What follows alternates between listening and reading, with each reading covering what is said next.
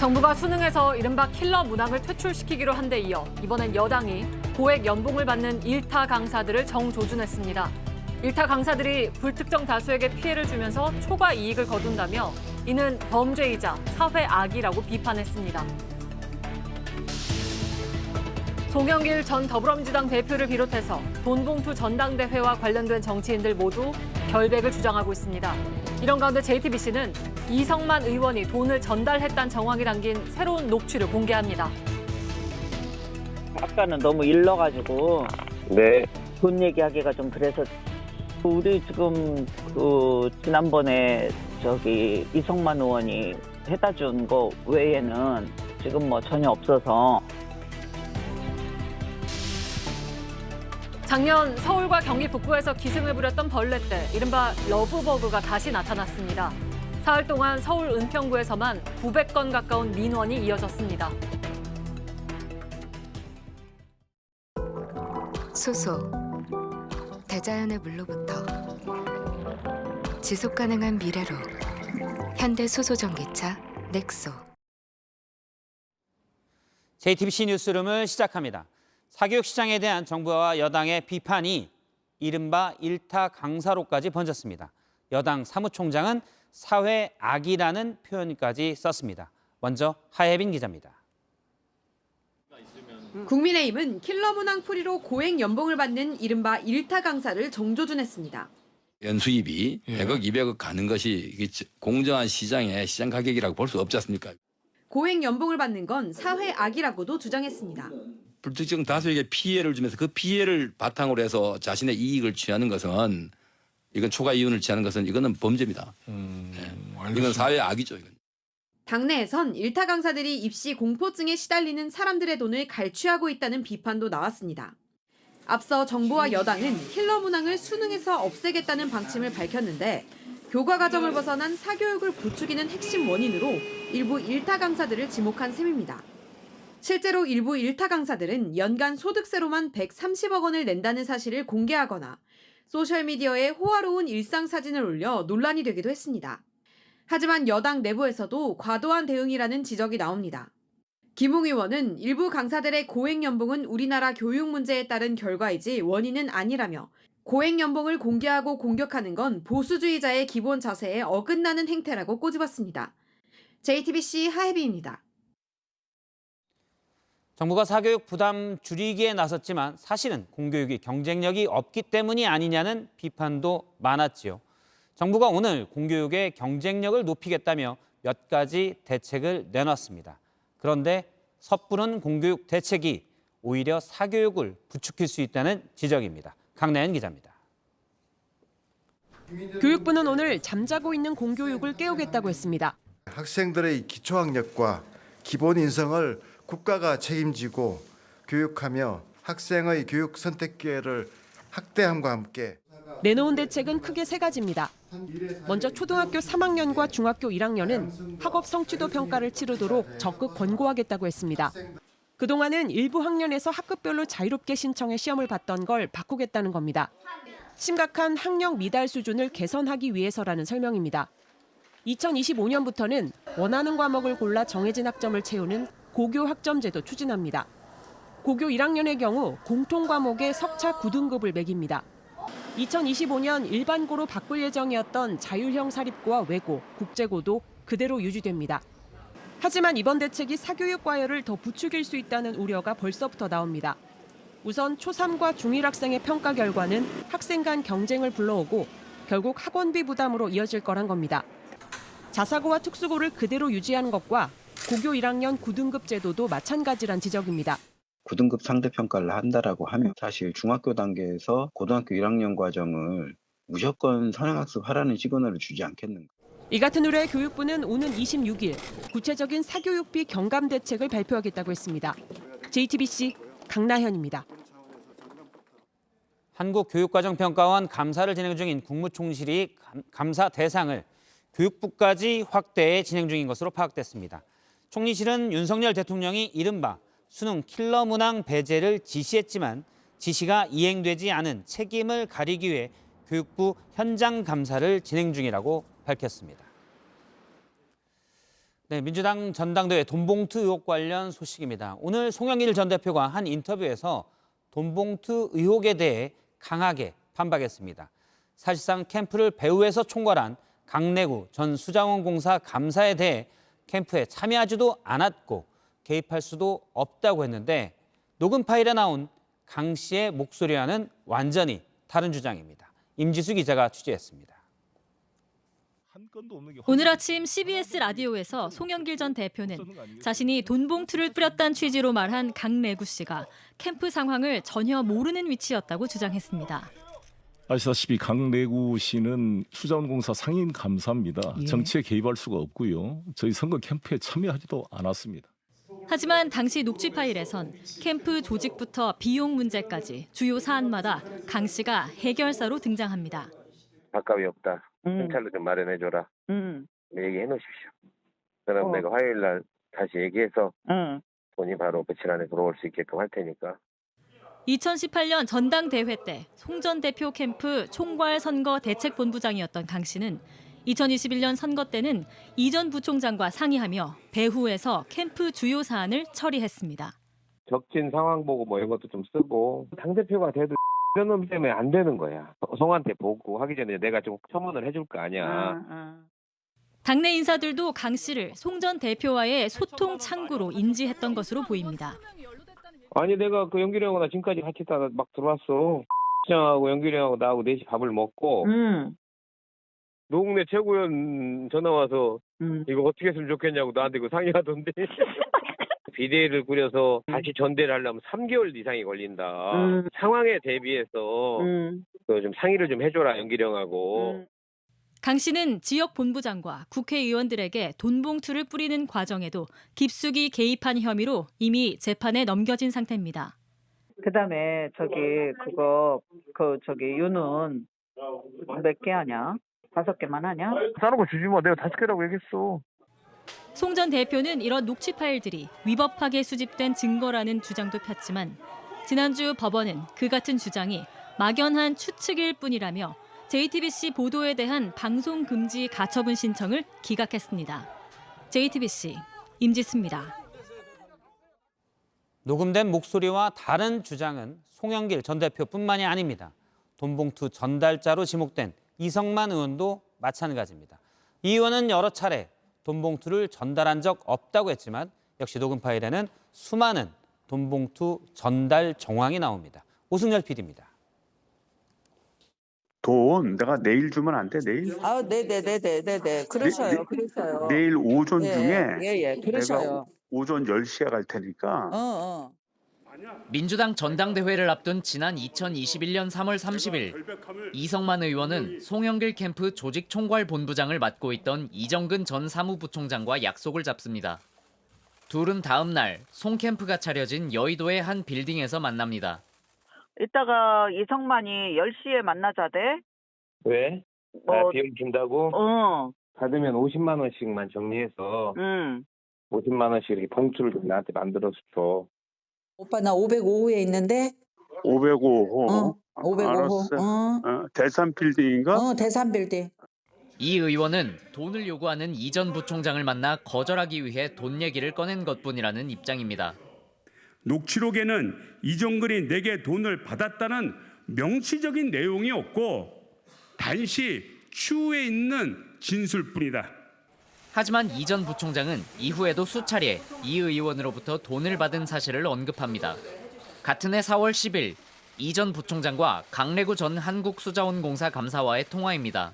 아까는 너무 일러가지고 돈 얘기하기가 좀 그래서 우리 지금 지난번에 이성만 의원이 해다 준 거 외에는 지금 뭐 전혀 없어서 그냥 전혀 없이 그냥 어느 날 주문 그때 할 건가.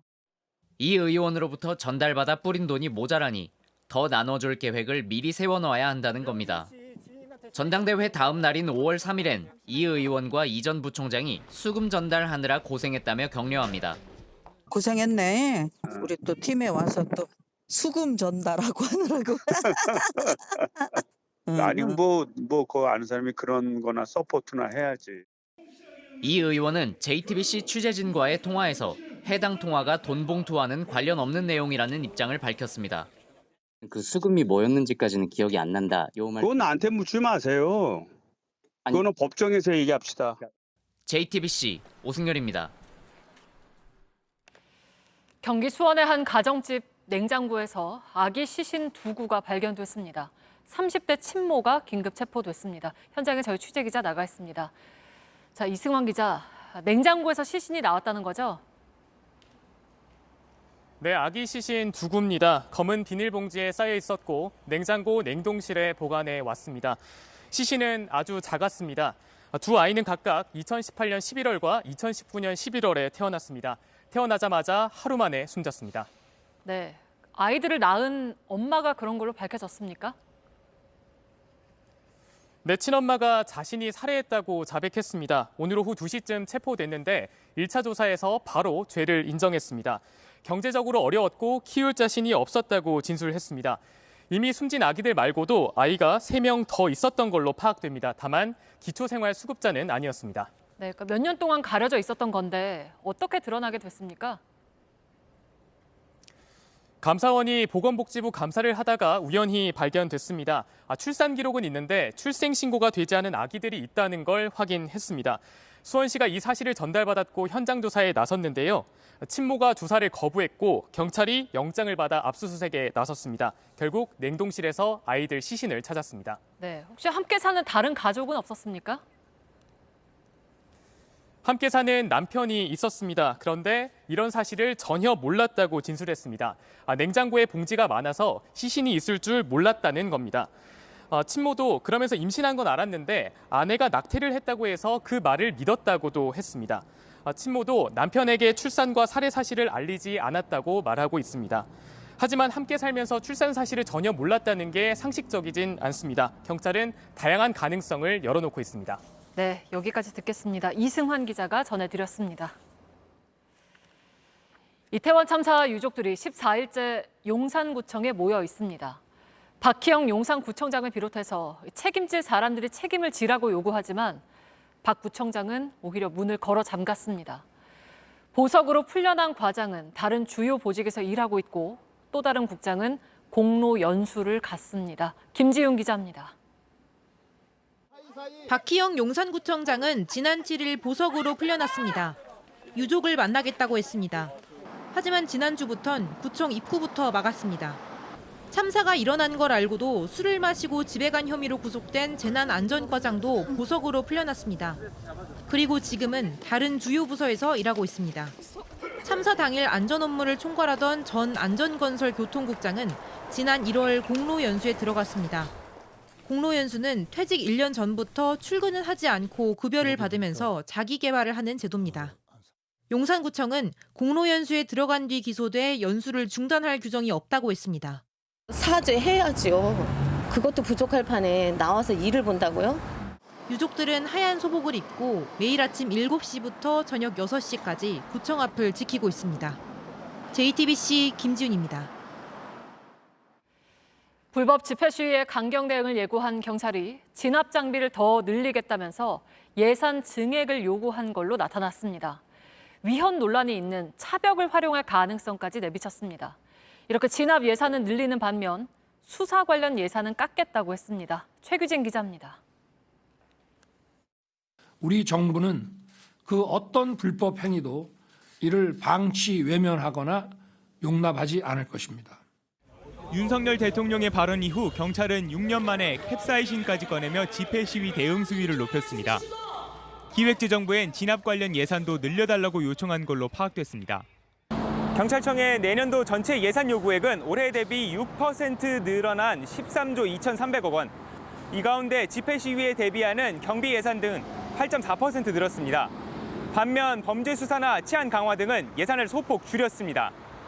특히 경찰은 안전 질서 유지 비용을 29억 7천만 원에서 97억 7,900만 원으로 2배 이상 증액 요청했습니다. 접이식 폴리스 라인과 안전 펜스 등 대부분 집회 차단 장비입니다. 중형 승합차도 매년 89대씩 구매하겠다고 했습니다. 경찰 부대 기동성을 높이겠다면서 대규모 시위에서는 차단선으로 활용 가능하다고 했습니다. 사실상 위헌 논란이 있는 차벽으로 활용하겠다는 취지가 아니냐는 지적이 나옵니다. 위헌도 불사하고 국민의 기본권을 차단하겠다라는 의지로 볼 수밖에 없습니다. 경찰은 예산이 확정된 것은 아니라며 안전 유지와 더불어 의경제도 폐지로 부족한 경력을 보완하는 차원이라고 설명했습니다. JTBC 표규진입니다. 또래를 살해하고 시신을 유기한 혐의로 구속된 정유정이 오늘 재판에 넘겨졌습니다. 검찰은 치밀한 계획 범죄로 결론을 내렸습니다. 과외 앱에서 54명에게 말을 걸었던 걸로 나타났고 안 죽이면 분이 안 풀린다고 적힌 메모도 나왔습니다. 구석찬 기자입니다. 검찰 조사에서 성실히 조사에 임하겠습니다. 네, 감사합니다. 취재진의 감사 인사를 하는 정유정. 선뜻 이해하기 어렵습니다. 잔인한 범행 수법과 태연한 태도, 사이코패스 검사에서 높은 지수가 나왔습니다. 연쇄살인범 강호순보다 1점 높은 28점이었습니다. 검찰은 이런 사이코패스 성향이 범행 계획을 실행하는 데 영향을 줬다고 밝혔습니다. 우발 범행이란 주장과 달리 치밀하게 준비한 사실도 확인됐습니다. 가외 앱으로 강사 54명에게 대화를 시도했습니다. 혼자 살고 집에서 과외를 하는 여성을 고르기 위해서입니다. 살인 방법, 시신 유기 등 단어를 인터넷에서 검색하기도 했습니다. 검찰은 범행 동기로 분노를 지목했습니다. 불우한 성장 과정, 대학 진학과 취업 실패로 생긴 불만을 범죄로 해소하려고 했다는 겁니다. 안 죽이면 분이 안 풀린다고 적은 메모도 찾았습니다. 가능성으로 제기된 신분 탈취 목적은 뒷받침할 만한 증거를 찾지 못했습니다.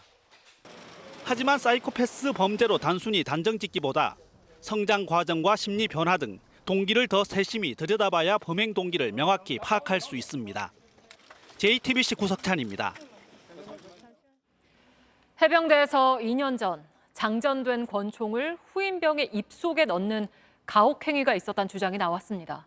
당시엔 이런 사실이 공개되지 않았는데 전역한 피해자가 소송을 제기하면서 뒤늦게 드러났습니다. 논란이 일자 해병대는 부대 책임보다는 가해자의 개인적인 일탈이라고 밝혔습니다. 김민광 기자입니다. 2년 전 해병대에서 복무한 A씨가 군 제보 사이트에 올린 가혹행위 내용입니다. 진술 기록에 따르면 선임병은 A씨를 위병소 안으로 부른 뒤 리볼버 권총을 겨눴습니다.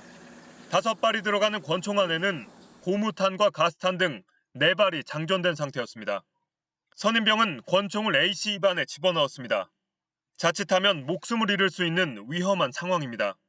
이 선임병은 여기서 그치지 않고 A씨의 얼굴에 총을 겨누거나 탄창을 돌려 빈 구멍을 맞춘 뒤 1m 거리에서 방아쇠를 당긴 적도 있습니다. A씨 신고로 부대가 진상 파악에 나섰지만 가해자는 큰 징계 없이 전역했습니다. 해병대 측은 가해자가 전역이 얼마 남지 않은 상황이라 부대 안에서 처리하는 데 한계가 있었다는 입장입니다. 하지만 가혹행위나 총기 관리에 책임이 있는 지휘 계통에 대해선 아예 조치하지 않았습니다. 이 때문에 이 사건은 발생한 지 2년이 넘도록 알려지지 않았고 A씨가 전역 후 가해자를 상대로 소송을 제기하며 뒤늦게 공개됐습니다. 해병대 측은 부대 내 지휘 관리 책임보다 개인의 일탈이었으며 당시 적절한 조치가 취해진 것으로 보인다고 해명했습니다. JTBC 김민관입니다. 네, 박근혜 정부 당시 삼성물산과 제일모직의 합병. 당시 정부가 개입하면서 이른바 국정농단의 한 축이 됐습니다. 그런데 당시 두 회사의 합병으로 손해를 봤다고 주장한 미국계 펀드 엘리엇에 우리 정부가 배상하라는 판정이 나왔습니다. 이자에 소송 비용까지 하면 1,300억 원에 달합니다. 국정농단의 청구서, 국민 세금으로 물어줄 판입니다. 먼저 박병현 기자입니다. 미국계 사모펀드 엘리엇은 지난 2015년 삼성물산과 제일모직의 합병에 반대했습니다. 삼성물산 지분 7.12%를 갖고 있는 3대 주주였습니다. 삼성물산 한 주당 제일모직 0.35주로 제시된 합병 비율이 삼성물산 주주에게 불합리하다는 이유였습니다. 하지만 대주주인 국민연금이 찬성표를 던졌고 합병은 이뤄졌습니다. 2017년 국정농단 특검은 삼성의 경영권 승계를 위해 당시 문영표 보건복지부 장관 등이 합병 과정에 개입했다고 결론냈습니다. 그러자 엘리엇은 2018년 한국 정부를 상대로 1조 원대 국제소송을 걸었습니다. 국제상설중재재판소는 어제 청구액의 7%인 690억 원을 한국 정부가 배상하라고 판정했습니다. 이자와 법률 비용을 합하면 1,300억 원가량을 물어줘야 합니다. 법무부는 판정문 분석부터 하겠다고 밝혔습니다. 그 결정문을 상세히 분석하고 있고 그 이후에 어떤 저희가 추가적인 조치를 할지에 대해서 충분히 숙고한 다음에 저희가 책임 있는 답변을. 국제소송에서 정부가 1,000억 원 이상의 배상 결정을 받은 건 외환은행 매각과 관련한 론스타와의 소송 이후 두 번째입니다. 예비비나 법무부 관련 예산으로 내는 방식이 유력합니다. 국정농단 사건 때문에 국민 세금이 들어가야 하는 겁니다. 취재 결과 법무부는 오늘 엘리엇 사건을 론스타와의 국제소송을 대리했던 변호인단에 맡긴 것으로 확인됐습니다. JTBC 박병현입니다. 문제는 이런 사례가 엘리엇뿐만이 아니라는 겁니다. 삼성물산 합병 문제로는 메이슨 캐피탈도 소송을 걸었고 다른 건으로도 4건이 더 있습니다. 정부의 잘못된 개입, 즉 잘못된 관치가 빌미를 줬다는 지적입니다. 공다솜 기자입니다. 국제상설중재재판소 홈페이지에 올라온 미국 헤지펀드 메이슨 캐피탈과 우리 정부의 소송 사건입니다. 메이슨은 재판부에 낸 의견서에서 한국의 위법 행위가 삼성 주식 가치에 영향을 미쳤다고 밝혔습니다. 메이슨은 합병 전 삼성물산의 지분을 2.18% 갖고 있었는데 엘리엇처럼 제일모직과의 합병에 반대했습니다. 결국 합병을 하자 2018년 9월 우리 정부를 상대로 2억 달러, 우리 돈 2,500억 원을 청구했습니다. 사실상 엘리엇 사건 판박이인 점을 감안하면 역시 일부 배상을 해야 할 수도 있습니다. 이를 포함해 우리 정부가 상대해야 하는 국가 투자자 간 소송은 5건이 더 있습니다. 이란계 다야니 가문과 세계 2위의 엘리베이터 제조업체 쉰들러도 우리 금융당국을 상대로 소송을 냈습니다. 론스타와 엘리엇을 비롯한 이들 사건은 정부와 금융당국이 민간의 입김을 행사하는 관치가 문제가 됐습니다. 또 정부가 이제 과도한 개입을 하다 보니까 독자적으로 결정할 부분에 대해서 그런 잘못된 판단을 하게 된 겁니다. 결국 소송의 빌미를 줘버렸습니다. 관치 논란은 이번 정부에서도 KT와 포스코를 두고 계속되고 있습니다. JTBC 공다솜입니다. LH의 매입 임대주택 주차장에서 누군가 불을 내고 또 자동차 타이어에 구멍을 내기도 했습니다. 무려 7대입니다. 주민들이 범인 좀 잡자고 했지만 LH는 알아서 조심하라고 했습니다. 결국 주민들이 나서서 잡았습니다. 강버들 기자입니다.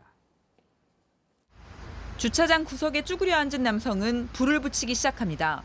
연기가 오르고 불은 커지는데 남성은 폐지를 땔감으로 골라 넣습니다. 이 60대 남성, 이 공동주택 주민이었습니다. LH가 관리하는 곳입니다. 우연히 저희 주민 차를 보게 됐는데 저랑 비슷한 위치에 뒷바퀴가 완전히 주저앉아 있는 걸 보고 주차장에서 불이 난 지 4개월 뒤 이번엔 차 타이어에 문제가 생기기 시작했습니다. 푹 꺼진 타이어 옆면을 보니 작은 구멍이 뚫려 있습니다. 다른 차들도 마찬가지입니다. 타이어 옆부분에서 공기가 새어나옵니다. 타이어 가게 사장님이 자연적으로는 이렇게 옆에가 펑크 날 수는 없다. 이달 초부터 차 7대 타이어에 잇따라 구멍이 났습니다. 누군가 날카로운 장비로 뚫은 겁니다. 주민들은 LH에 CCTV를 달고 순찰을 늘려달라고 했습니다. 하지만 대답은 기대와 달랐습니다. 저희들 할 수 있는 것은 이제 뭐 홍보지 뭐 각자 좀 주의 좀 해달라고. 결국 주민들이 전단지를 만들고 범인을 찾아 나섰습니다. 주차장에 불을 피웠던 60대 남성이 범인이었습니다. 취재가 시작된 뒤 LH는 CCTV를 늘리는 등 대책을 만들겠다고 했습니다. JTBC 강버들입니다. 한밤에 갯벌에 들어갔다가 갑자기 들어온 밀물에 고립되는 사고가 잇따르고 있습니다. 원래 밤에는 갯벌에 들어가면 안 되는데 조개를 캐러 들어가는 사람들과 이를 막는 경찰의 위험한 숨바꼭질이 이어지고 있습니다. 최승훈 기자입니다. 해가 지기 시작하고 갯벌에서 놀던 피서객들은 하나둘 흩어집니다. 바닷가가 조용해지면 해양경찰들은 바빠집니다. 장화를 신고 바다로 나갑니다. 숨바꼭질이 시작됩니다. 반짝이는 불빛을 보고 다가갑니다. 아이와 아빠가 갯벌에 남아 조개를 캐고 있습니다. 그런데 문제가 있습니다. 선생님은 그 불법 도구를 지금 사용하시는 거예요. 이게요, 풀개가? 네. 내가 저게 좀 구경시키려고 했는데. 갯벌 생물을 지키기 위해 쓰면 안 되는 도구를 썼습니다. 일단 돌려보내지만 벌금이 나올 수 있습니다. 잠시 뒤 신고가 들어옵니다. 밤에 특히 위험한 출입 통제 구역에서 불빛이 보입니다. 급히 가봤더니 남성 3명이 뜰 채로 갯벌을 훑고 있습니다. 선생님들 이쪽으로 오세요. 말라고요. 누구세요? 누구시는데요? 야간에 갯벌 활동이 금지되어 있는 지역입니다. 금지 구역인지 몰랐다고 발뺌하다가 제가 모르니까요. 알면 제가 들어오겠어요, 여기요? 별개도 개도하고 있고요. 현수막 붙여놨고요. 뭘 잘못했냐며 따지기 시작합니다. 저희가 법을 바람을 주겠어요. 우기던 남성들이 슬금슬금 뒷걸음치더니 도망가기 시작합니다. 오늘 유흥해가지고 떨어질 수가 없어요. 다치면은 또 책임이야. 결국 못 잡았습니다. 도망가던 남성들이 버리고 간 수레입니다. 그 주변에는 해루질한 꽃게와 낙지가 그대로 버려져 있습니다. 숨바꼭질이 계속되는 사이 밀물이 들어옵니다. 한밤에 갯벌에 들어갔다 고립되는 사고는 인천에서 매년 60-70건이 일어납니다. 올해 이렇게 고립됐다 숨진 사람만 4명입니다. 불이 들어왔다면은 가슴장화를 부풀려서 그 공기통을 만들어서 그걸 안고 있어야 되는데 구명조끼를 입고 들어가거나 간조 30분 전으로 알람을 맞춰놔야 합니다. 무엇보다 야간에 위험한 지역으로는 들어가지 말아야 합니다. JTBC 최승훈입니다. 네, 지난해 기승을 부렸던 일명 러브버그가 올해 또 나타났습니다. 민원이 쏟아지고 있고 지자체는 긴급 방역에 나섰습니다. 최하은 기자입니다. 시장 간판 위로 까만 벌레들이 날아다닙니다. 건물 유리에도 달라붙습니다. 붉은 등 우단 털파리입니다. 암수가 쌍으로 붙어 다녀 러브버그라고 불립니다. 뭐라 표현을 못하겠어. 무서워. 주민들 다 그래. 지난해 여름 서울 서부권과 경기 고양시 일대에 때로 나타났습니다. 기온이 올라가고 습해지자 또 나온 겁니다. 사흘 동안 서울 은평구에만 900건 가까운 민원이 쏟아졌습니다. 작년에 비해서는 한 열흘 정도 빠른 시점에 이렇게 출몰하는 것 같습니다. 본거지인 야산과 주택의 그 경계선에 있는 그 지역을 중점적으로 방역을 하고 있습니다. 생김새가 징그럽고 사람에게도 날아들지만 해충은 아닙니다. 얼마 전 기승을 부린 동양 하루살이처럼 입이 퇴화해 물거나 병을 옮기지 않습니다. 하지만 상인들은 장사를 망칠까 걱정됩니다.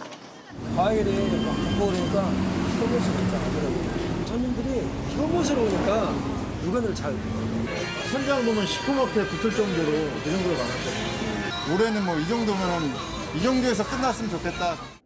벌레떼가 창문이나 벽에 붙어 있을 땐 물을 뿌리면 떨어지고 밝은색 옷은 피하는 게 좋습니다. JTBC 최하은입니다. 네, 10원짜리 동전 모양으로 구운 빵이 있습니다. 경주에서 유명한 먹거리인데 모양 그대로 이름도 10원빵입니다. 원래 10원짜리 동전 모양의 저작권은 한국은행이 가지고 있죠. 한국은행이 빵 모양을 바꾸라고 했습니다. 좀 과한 것 아니냐는 지적도 있는데 어떤 사연인지 원석 기자가 취재했습니다. 10원빵은 경주에서 인기를 끌기 시작해 지금은 전국에서 팝니다. 그런데 한국은행이 이 빵 업체의 화폐 도안 저작권을 침해했다며 법적 대응을 검토한 것으로 알려졌습니다. 10원짜리 동전 모양의 경주 10원빵을 사봤습니다. 뱅크 오브 코리아, 한국은행 글자가 선명합니다. 한국은행이 문제로 지적한 부분도 바로 이 부분입니다. 빵 판매점은 당황스러워합니다. 관광 상품으로서 파는 거는 좀 좋다고 생각합니다. 외국인들도 이제 동전을 이제 모양을 알고 있으면 좋으니까 홍보가 된다고 생각합니다. 업체 측은 한국조폐공사가 공공누리 포털에 공개한 도안을 써서 문제될 줄 몰랐다고 말합니다. 하지만 한국은행은 허가를 받지 않았기 때문에 도용이란 입장입니다. 더 뱅크 오브 코리아가 들어가서 마치 한국은행이 이 10원빵을 지원하는 것처럼 이렇게 돼버리는 상황이기도 하고 해서 과도한 대응 아니냐는 지적에 한국은행은 이번처럼 화폐 모양을 그대로 넣지 않으면 용인해왔다고 설명합니다. 지금도 화폐 문양을 살짝 바꾼 방석, 지갑, 속옷 등이 팔리고 있다는 겁니다. 다만 이번에도 10원빵 업체가 숫자 10만 남기는 식으로 도안을 바꾸기로 하면서 한국은행은 법적 대응은 하지 않기로 했습니다. JTBC 오원석입니다.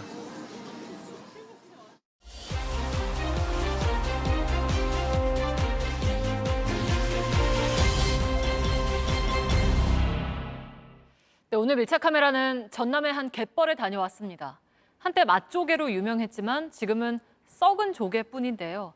사실상 버려진 굴 양식장이 큰 돌처럼 변하면서 바닷물이 들어오고 나가는 걸 막고 있기 때문입니다. 권민재 기자입니다. 맛조개와 꼬막으로 유명한 순천의 한 갯벌입니다. 지금이 딱 가리맛조개 제철이라고 하는데 조개가 너무 나오지 않아서 어민들이 울상이라고 합니다. 얼마나 나오지 않는지 제가 직접 잡아보겠습니다. 펄 속에 손을 넣어도 잡히는 건 속이 빈 조개뿐입니다. 한 4개 건졌는데 다 썩었어요. 옛날에는 말도 못하게 많았지. 막 이 콩나물 넣기도 이게 막 100개 풀었어. 3년 전만 해도 1,200톤 넘게 가리맛 조개가 나왔습니다. 매년 줄어 지난해엔 28톤까지 뚝 떨어졌습니다. 나와야지 또 생계를 유지하고 살 건 이러고 없어갖고 어쩔 거요. 이제 바닥에 가기도 싫어. 배를 타고 바다로 나갔습니다. 물이 빠지길 기다렸습니다. 그랬더니 검은 굴 암초가 모습을 드러냅니다. 굴 양식장에선 굴 껍데기를 계속 떼어내면서 관리를 해야 합니다. 하지만 아무도 돌보지 않은 채 수십 년을 이 상태로 있었습니다. 이렇게 만들어진 굴 암초는 축구장 80개를 합친 60헥타르에 달합니다.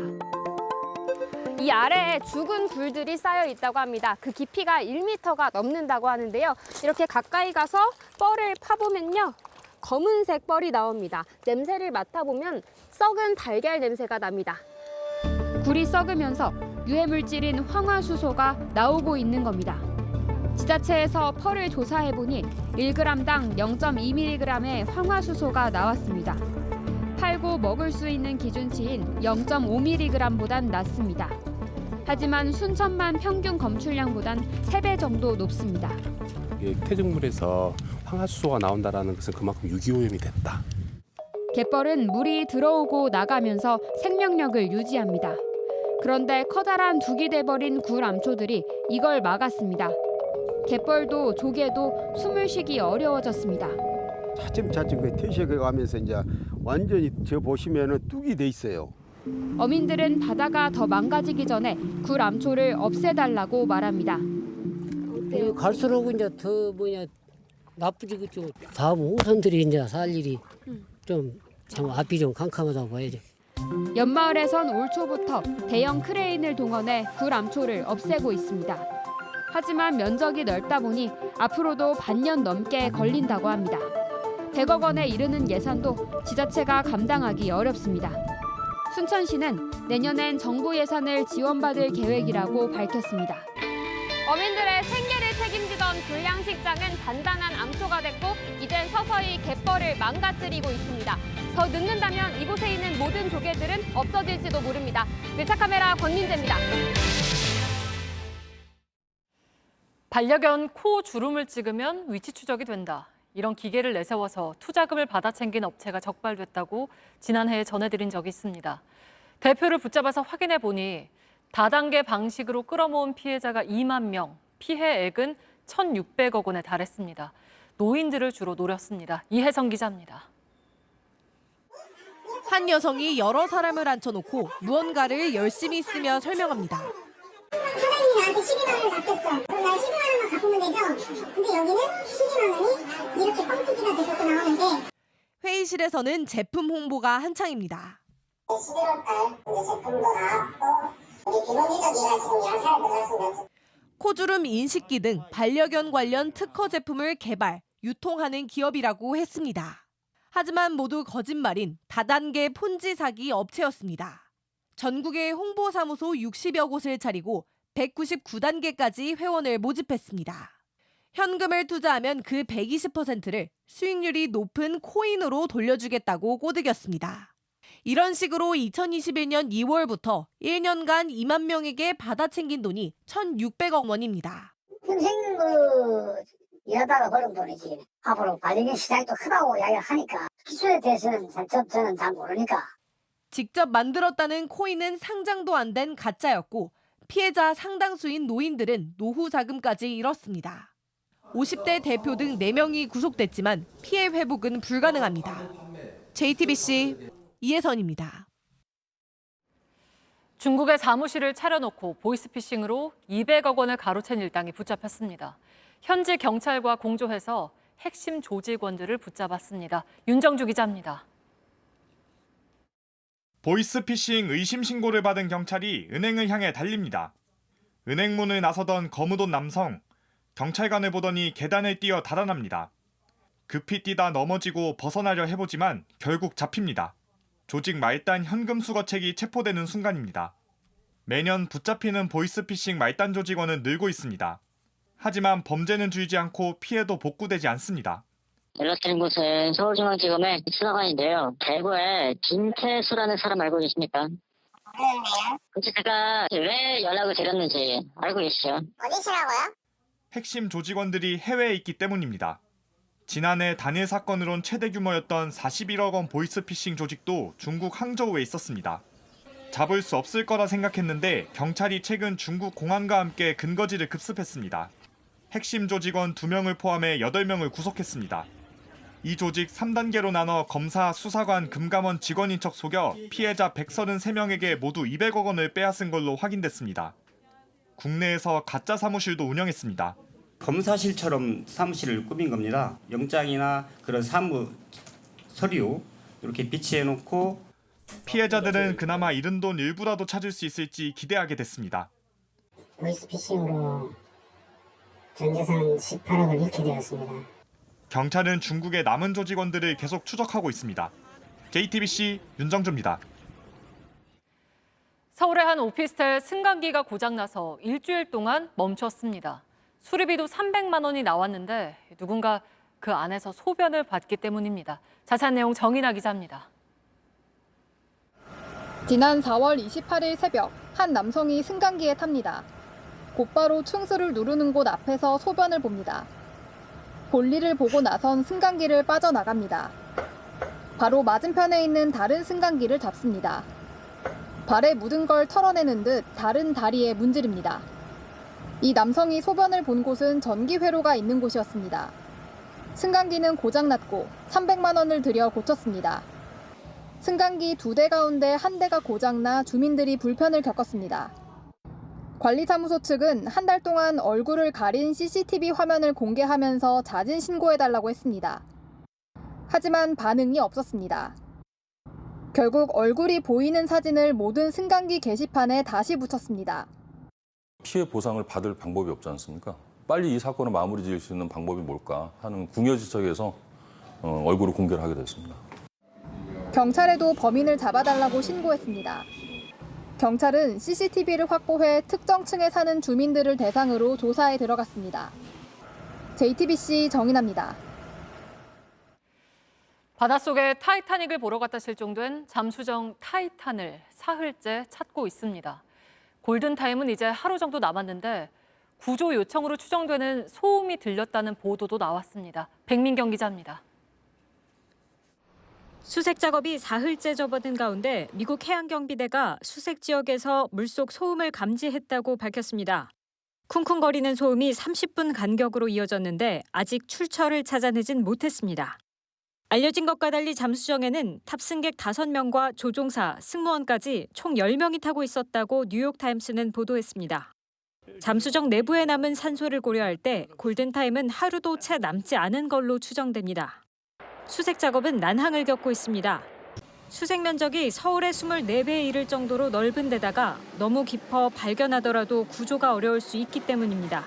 Over the last 24 hours, we've flown multiple aircraft over the site looking for any signs of surfacing of the submersible. The area that we search is roughly about the size of Connecticut. 이번 사고가 인재였다는 비판은 커지고 있습니다. 이미 5년 전 잠수정 운영사 고위 직원이 탑승객들이 심각한 위험에 처할 수 있다며 안전 문제를 제기했다는 보도도 나왔습니다. JTBC 백민경입니다. 무용계 최고권위의 시상식에서 한국인이 정상에 섰습니다. 2살 아들이 커서 공연을 즐길 때까지 무대에 오르고 싶다는 강미선 무용수의 이야기를 정재우 기자가 들어봤습니다.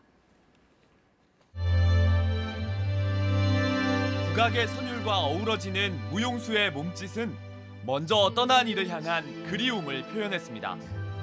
발레리나 강미선 씨는 이 작품으로 브누아 드라당스의 최고 무용수로 선정됐습니다. 무용계의 오스카상이라고 불리는데 중국의 추윤팅과 공동 수상했습니다. 한국인으로는 5번째입니다. 아직도 좀 실감이 안 나요. 이게 바로 예술이다라는 거를 봤다고 그렇게 극찬을 해주셔가지고 네, 너무 기분이 좋았습니다. 21년 동안 발레단에서 춤을 춰왔지만 2년 전 출산 뒤엔 고민도 컸습니다. 몸으로 예술을 표현해야 되기 때문에 사실 이게 출산 후에 출산 전처럼의 컨디션으로 돌아간다는 게 그렇게 쉽지는 않아요. 골반이나 골격이 조금 벌어질 수도 있고 아니면 뭐 무게 중심이도 살짝 조금씩 바뀌거든요. 일하는 엄마로 무대에 오르는데 가족들에겐 미안한 마음도 큽니다. 주말에 저희가 공연이 항상 금, 토, 일 이렇게 잡혀 있어서 공휴일이나 이럴 때는 문을 열지 않잖아요. 어머니께 SOS를 요청을 해서 하지만 40의 나이도 상관없이 그저 노력하는 이유도 바로 가족입니다. 든든한 힘이 돼주는 남편 코스타에게 항상 감사하고 아이에게 엄마 아빠가 이렇게 무대에서 춤을 췄었던 멋진 무용수였다라는 거를 알려주고 싶어서 더 열심히 하고 있습니다. JTBC 정재우입니다. 브라질의 한 냉동 창고에서 상어 지느러미가 무더기로 발견됐습니다. 10,000마리 정도가 희생된 걸로 보이는데 대부분 멸종 위기종이었습니다. 디이슈 시작합니다.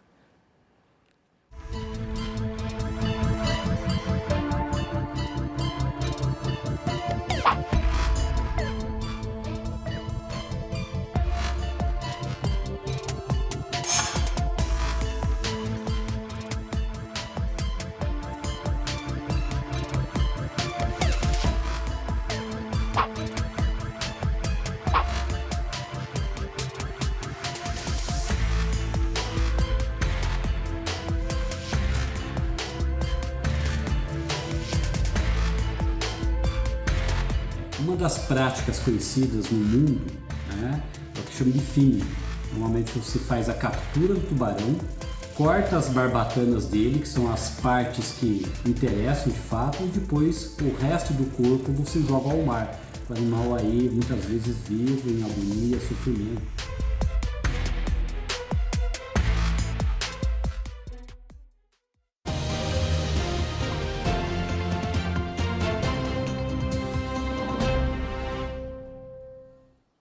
얼마 전 민주당 이재명 대표가 국회의원의 불체포 특권을 받지 않겠다.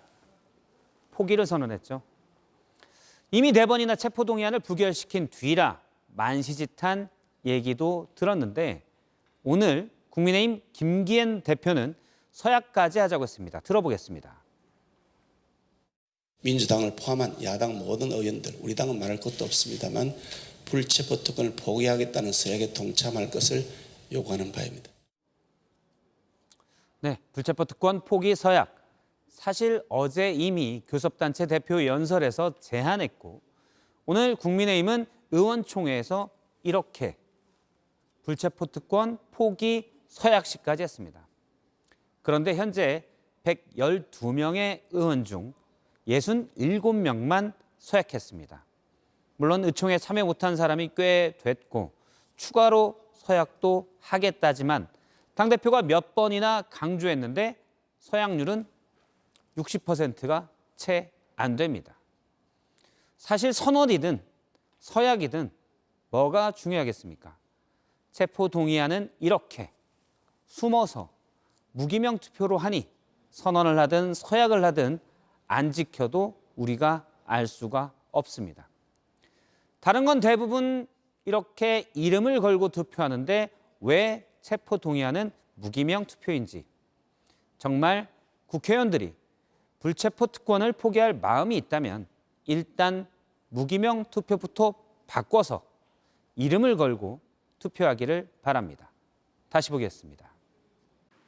어제 축구대표팀의 평가전은 큰 아쉬움을 남겼죠. 하지만 팬들의 궁금증 하나는 풀렸습니다. 사우디 이적 가능성이 나온 손흥민 선수가 돈보단 꿈이란 한마디로 이 가능성을 일축했습니다. 온누리 기자입니다. 황의조의 골이 터지자 자기 일처럼 기뻐하고 교체로 들어가 24분을 달린 손흥민은 사우디팀 이적 가능성에 관해 직접 입을 열었습니다.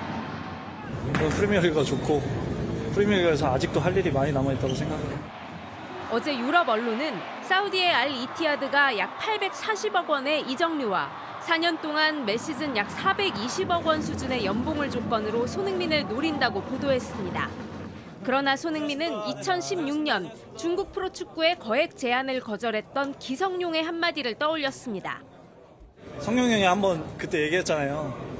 대한민국 대표팀 주장은 중국에 가지 않는다. 경제적인 이유로 꿈을 버리진 않겠다는 뜻도 분명히 했습니다. 지금은 뭐 돈은 중요하지 않고 저한테는 축구, 또 축구의 자부심, 제가 좋아하는 리그에서 뛰는 게 가장 중요하기 때문에. 대표팀은 막판 3분을 버티지 못하고 동점골을 내줘 엘살바도르와 1대1로 비겼습니다. 소집 내내 후배들을 챙겨온 손흥민은 이번 평가전에서 공격을 이끈 이강인의 부담도 덜어줬습니다. 강인이는 진짜 재능이 정말 말도 안 될 정도로 많은 선수인데 이 재능을 저희가 보고 즐기고 잘해줬으면이 아닌 강인이의 플레이에 매번 감탄하고 그냥 즐기셨으면. JTBC 온누리입니다. 펜싱 남자 사브르와 여자 에페 대표팀이 아시아 선수권 대회에서 금메달을 땄습니다. 빠른 발로 상대 몸쪽 깊은 곳을 노리고 예상하지 못한 곳을 공격해 허를 찌릅니다. 45대 28, 남자 사브르 대표팀은 결승전이 무색할 정도로 이란과 큰 점수차로 이겼는데요. 압도적 기량을 보여준 건 여자 에페팀도 마찬가지입니다. 홍콩을 제압하며 3연승을 따냈습니다. 우리 대표팀은 올해도 종합 우승에 도전합니다. 기상센터입니다. 오늘 전국에 비가 내린 데 이어서 내일은 중부지방을 중심으로 소나기가 예상이 됩니다. 양은 5에서 40mm로 많지는 않지만 강원도에서는 대기가 극도로 불안정해지면서 우박이 떨어지는 곳도 있겠습니다. 자, 내일은 흐린 곳이 많겠고 아침에는 가시거리 1km 미만의 안개가 끼는 곳이 많겠습니다. 낮 동안 이 중부지방과 경북 일부 지역으로 소나기가 오는 곳이 있겠습니다. 기온 보시겠습니다. 아침 기온은 서울 18도, 대전 19도 등으로 오늘보다 1, 2도 낮겠습니다. 낮 기온은 서울 27도, 광주 29도, 대구 30도 등으로 오늘보다 2도에서 5도가량 높겠습니다. 자, 일요일쯤에는 제주도에서 올해 첫 장맛비가 시작이 됩니다. 또 월요일 같은 경우는 남부지방에서도 장맛비가 오는 곳이 있겠습니다. 서울 등 중부지방은 대체로 흐린 날이 많고 또 습도가 높아서 무더운 날씨가 이어지겠습니다. 내일은 우리 고유의 명절 단오인데요. 4대 명절 하면 대부분 설날과 추석을 떠올리는데 단오와 한식도 있습니다. 이 중 단오는 여름을 맞이하는 대표 명절로 우리가 조상들이 계속해서 크게 기렸던 그런 날인데요. 자, 단오 풍습에는 조상들이 여름을 대비하는 지혜가 담겨 있습니다. 오늘 국립민속박물관에선 창포물에 머리 감는 체험 행사가 열렸는데요. 이 창포물은 장마철 덥고 습한 날씨에 두피와 머릿결을 보호해 줍니다. 또 이 조상들은 단오부채, 그러니까 단오선을 만들어서 나눴습니다. 선풍기가 없던 시절엔 부채가 중요한 여름 필수품이었습니다. 또 단오날 민가에선 몸에 생기를 불어넣는 앵두화채를 즐겨 먹었는데요. 앵두는 이맘때가 제철로 입맛을 돋우고 폐와 소화기관을 튼튼하게 해줍니다. 올 여름은 엘니뇨로 인해서 굉장히 무더울 것이라는 전망이 나오는 가운데 더위를 피하기 위한 조상들의 지혜도 잘 활용해보면 좋을 것 같습니다. 지금까지 기상센터였습니다. 영화 헤어질 결심과 아가씨 등에서 아름다운 미장센을 보여준 류성희 영화미술감독이 제14회 홍진기 창조인상 문화예술 부문의 수상자로 뽑혔습니다. 봉준호, 박찬욱 감독 등이 만든 세계적인 영화에 크게 기여했다는 평가입니다. 또 보육원을 나온 청년들을 돕는 김성민 브라더스키퍼 대표가 사회부문상을, 2차 전지 분야에서 세계적인 연구 성과를 내고 있는 강기석 서울대 교수가 과학기술 부문상을 받았습니다. 네, 유튜브로 뉴스룸 D가 이어집니다. 오늘은 여름이면 찾아오는 불청객, 모기에 대한 모든 것을 전문가와 알아보겠습니다. 네, 오늘 뉴스룸은 여기까지입니다. 시청해주신 여러분 고맙습니다.